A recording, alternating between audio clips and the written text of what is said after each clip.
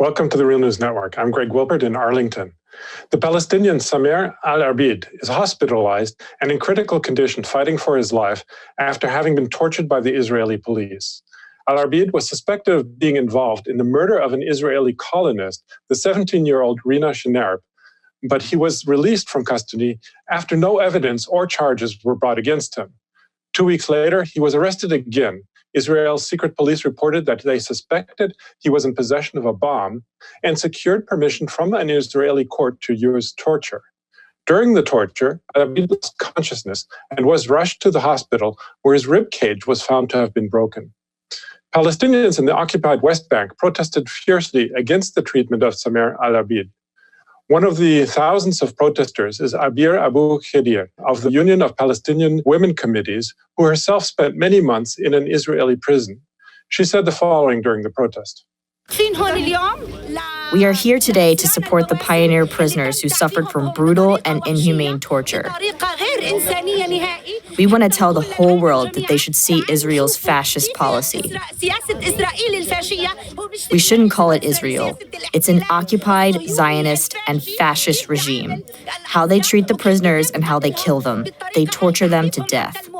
In 1984, the Israeli government signed the UN Convention Against Torture, even as the Israeli Security Agency, also known as Shin Bet or Shabak, continued to torture Palestinian prisoners. The Israeli Committee Against Torture published an article just 2 weeks ago, on September 15th, commemorating the 20 years of the Israeli Supreme Court decision to ban torture. But the group warned that the ban is not effective. Courts continue to approve the use of torture when the secret police say that there is a special need for torture. Joining me now to discuss the use of torture in Israel is Richard Silverstein. He is an independent journalist who writes for the Tikkun Olam blog, which explores Jewish-Muslim relations and the Israeli-Arab conflict. Thanks for joining us again, Richard. Thank you. It's a pleasure to be here. So how can the Israeli government claim that torture is forbidden in Israel, and at the same time, the secret police can conduct torture with a court's approval? Can you make sense of this system for us?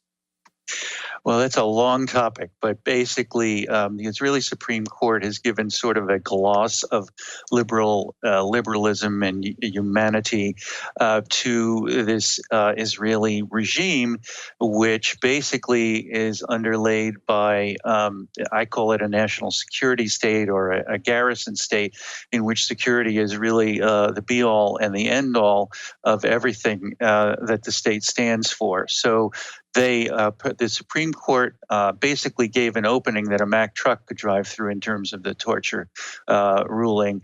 And so anytime that a suspect is ruled a ticking bomb, which means somebody who is either in imminent stages of planning a terror attack or may have an explosive device on their person or is in some way directly about to commit an act of terror, as the Shabak, the Shin Bet defines it, which I think is also another problem.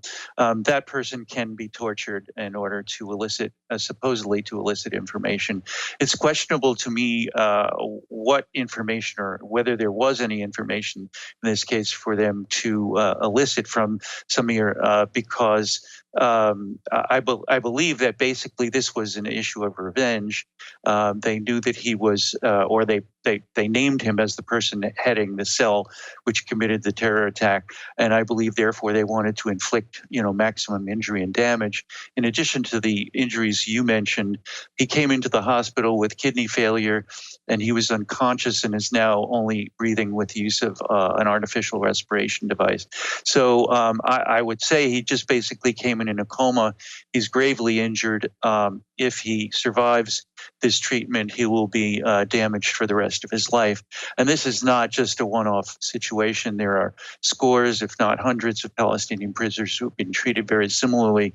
And in addition, there are just Palestinian prisoners who die in Israeli prisons of mistreatment and medical malfeasance. So this is really a whole structure that underlies the Israeli state, and it's not a sui generis kind of thing. It's really a systematic and routine.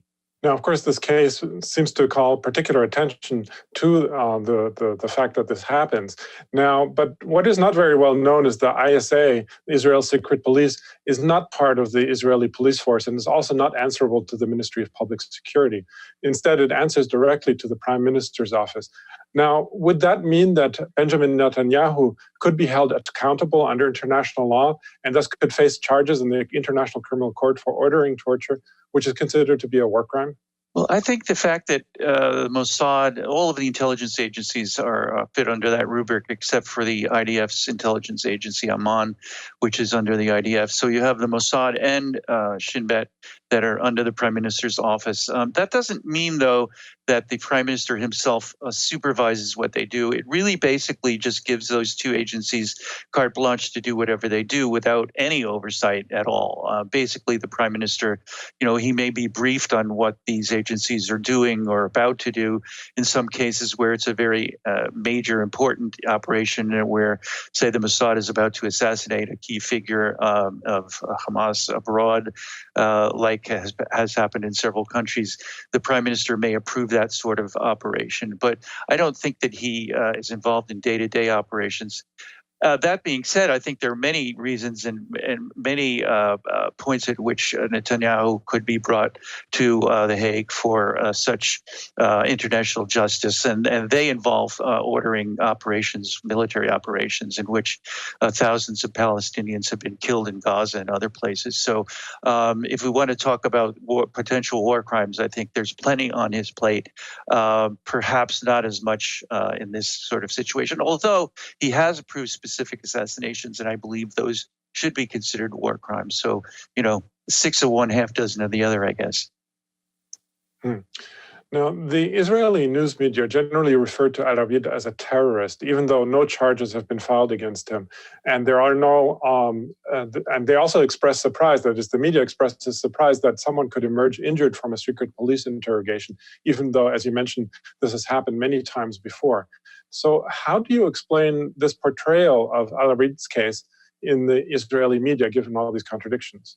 Well, it's interesting that Israeli officials of the state, military officers who engage in war crimes and massive slaughter of Palestinians don't seem to be charged with war crimes, but a Palestinian engaged in resistance, violent resistance, is a terrorist. I would want to balance that out and say that the Israeli state engages in terror to a much more grave and lethal extent than the Palestinians do.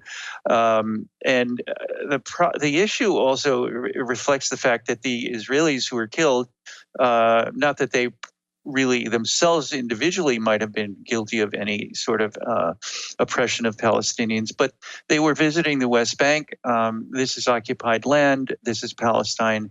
And the father of the child who was killed is a rabbi, possibly an ultra-Orthodox rabbi. So these are people that support the occupation.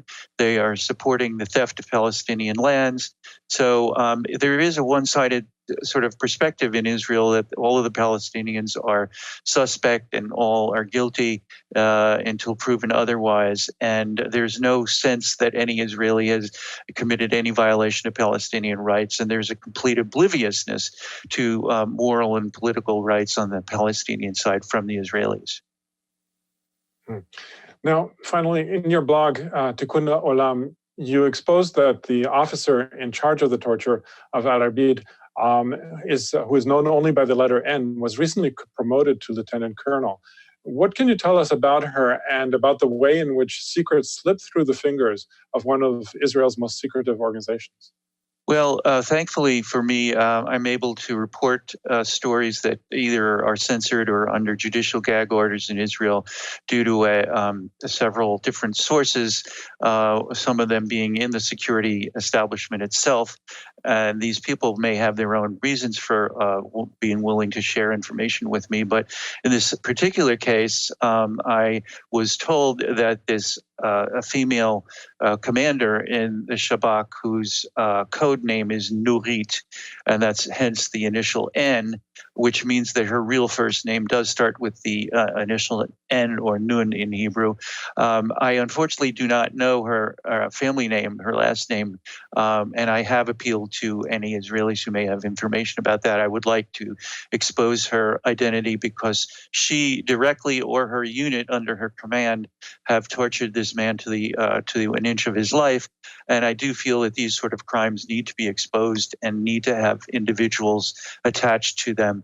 And her appointment, originally her recruitment to the Shabak, was part of a new regime that was introduced to turn the Shabak from a male-dominated enterprise or agency into a more balanced enterprise in which women would be recruited.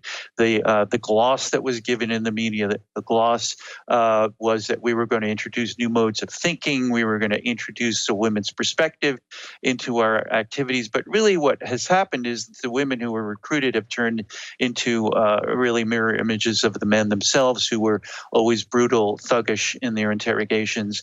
And it's proven by what she and her unit did in this case. And I just wanted to mention that the Shabak doesn't really have ranks that are equivalent to the IDF. So this rank, she was promoted from a major to a lieutenant colonel. These are reflective of the ranks within the Shabak and don't necessarily have those names in the Shabak hierarchy. But she has an extremely senior position, and really this reflects the fact that gender, unfortunately, in a regime like Israel, female gender doesn't really sort of moderate the torture and the worst excesses of an agency like the Shabak. The women just become like the men and do their worst to assault the dignity of the Palestinian prisoners, because that's really what the state wants them to do. Okay, well, we're going to have to conclude there. I was speaking to Richard Silverstein, independent journalist and blogger at Tikkun Olam. Thanks again, Richard, for having joined us today. Thanks, it was my pleasure. And thank you for joining the Real News Network. Hey y'all, my name is Tharna Noor and I'm a climate crisis reporter here at the Real News Network. This is a crucial moment for humanity and for the planet. So if you like what we do, please support us by subscribing at the link below. Thank you.